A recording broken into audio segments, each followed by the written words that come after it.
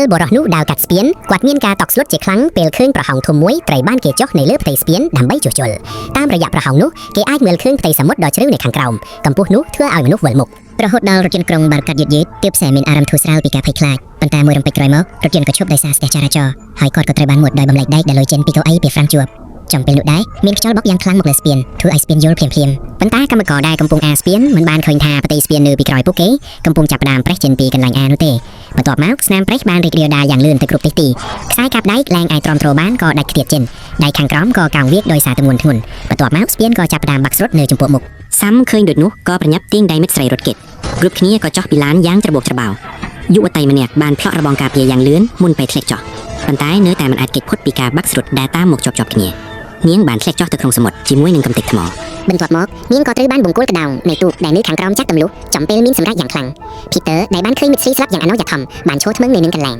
Sam ក៏ប្រញាប់ទាញគាត់ដែលកំពុងបង្វេងស្មារតីរត់ចេញយ៉ាងលឿនខណៈពេលនោះបុរសគាត់ម្នាក់ដែលមិនដឹងរឿងអ្វីសោះទើបតែដើរចេញពីបង្គន់ក៏ស្រឡាំងកាំងនឹងទិដ្ឋភាពចំពោះមុខមួយរំពេចក្រោយមករថយន្តក្រុងក៏ធ្លាក់ចុះពីផ្ទៃស្ពានដែលក្បៀងគាត់ក៏រំញ៉ាំតែbịជួបនឹងកញ្ចក់ឡានខាងមុខរួចក៏ធ្លាក់ទៅក្នុងសមុទ្រយ៉ាងអស់សង្ឃឹមនៅពេលនេះ Sam និង Molly កំពុងរត់យ៉ាងលឿនទៅកាន់មាត់ស្ពានប៉ុន្តែល្បឿននៃការបាក់ស្រុតស្ពានគឺលឿនជាងដែលរារាំងពួកគេមិនឲ្យរត់ចេញបានជូនអ្នកទាំងពីរមានតែប្រថុយដើរលើដែកដែលដូចជាស្ពានឈើតែមួយបើទោះជាមានខ្យល់បក់ខ្លាំងធ្វើឲ្យដែកយល់ខ្លាំងក៏ដោយប៉ុន្តែ Molly នៅតែអាចវាឆ្លងទៅបានយ៉ាងរឹងមាំប៉ុន្តែនៅពេលនេះយុវតីពាក់វ៉ែនតាម្នាក់បានបុកនឹងឡានក្រុងពេលកំពុងរត់ធ្វើឲ្យវ៉ែនតារបស់នាងធ្លាក់ចុះទៅលើដីនាងដែលភ្នែកម្យោកបានត្រឹមតែឈរនៅនឹងកន្លែងទាំងស្លិនស្លោសាមលើសម្រាប់សុំជំនួយក៏សម្រេចចិត្តបោះបង់ការឡើងភ្នំហើយមកជួយគ្រាមិត្តរួមការងារដែលមិនហ៊ានកម្រើកហើយថែមទាំងឲ្យនាងទៅមុនទៀតផងយុវតីដែលមើលមិនច្បាស់ម្នាក់នោះបានវាទៅមុខទាំងញ័ររន្ធត់ប៉ុន្តែនៅពេលដែលហៀបនឹងឆ្លងផុតស្ពានក៏បានយល់ម្ដងទៀតធ្វើឲ្យដែកក៏បានផ្ទៃស្ពានសង្កត់កោងវាភ្លាមដែកផ្អៀងនោះបានធ្វើឲ្យនាងធ្លាក់ចុះទៅខាងក្រោម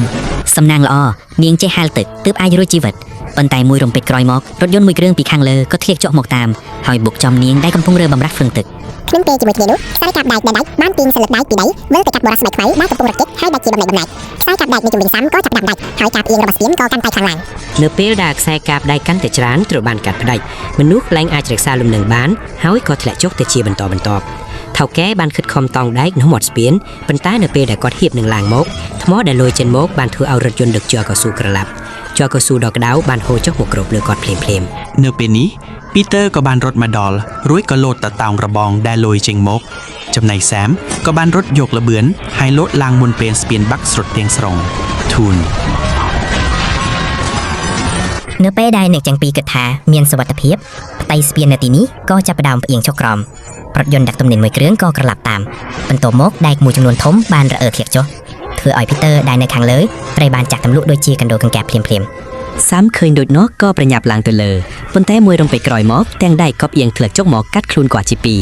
នៅពេលដែលដឹងខ្លួនឡើងសាំបានរកឃើញថាខ្លួនឯងនៅតែស្ថិតក្នុងឡានប៉ុន្តែបន្ទាប់មករថយន្តក្រុងក៏បានចាប់ហ្វ្រាំងបន្ទាន់សាំត្រូវបានមុតដោយបំណែកដែកដែលលួចចេញម្ដងទៀតរឿងនេះគឺដូចគ្នាបេះបិទនឹងអ្វីដែលគាត់ទើបតែយល់សពឃើញគាត់ក៏ប្រញាប់ស្រែកថាស្ពាននឹងបាក់ហើយទូនបន្ទាប់មកដោយមិនខ្វល់ពីខ្សែភ្នែកផ្លែករបស់អ្នកដតីគាត់បានទាញដៃមិត្តស្រីរត់ចុះពីឡានប្រធាននិងមិត្តរួមការងារជិតស្និទ្ធមួយចំនួនក៏បានចុះតាមមកដោយក្តីបារម្ភមួយរំពេចក្រោយមកផ្ទៃស្ពានចាប់ផ្ដើមមានស្នាមប្រេះជាច្រើនមនុស្សប៉ុន្មានអ្នកដែលបានចុះពីឡានមុនក៏បានប្រញាប់រត់គេចហើយរត់ចេញបានមុនពេលស្ពានបាក់ស្រុតចំណែកអ្នកផ្សេងទៀតគឺត្រូវបានលេចចុះទៅក្នុងសមុទ្រតាមមហន្តរាយនេះទាំងអស់មិត្តរួមការងារទាំងអស់មានការភ័យតក់ស្លុតជាខ្លាំងប៉ូលីសដែលមិនជឿរឿងនេះដែរបានសាកសួរសាមយ៉ាងតឹងរ៉ឹងប៉ុន្តែមិនបានលទ្ធផលអ្វីឡើយហើយរបាយការណ៍ត្រួតពិនិត្យក៏បានបង្ហាញថាមូលហេតុនៃគ្រោះថ្នាក់នេះគឺបណ្ដាលមកពីការខូចខាតរចនាសម្ព័ន្ធដែលបង្កឡើងដោយខ្យល់បក់ខ្លាំងនិងការថែមសំណងជាចុងក្រោយមានតែមនុស្សប៉ុន្មានអ្នកប៉ុណ្ណោះដែលនៅរស់រានមានជីវិត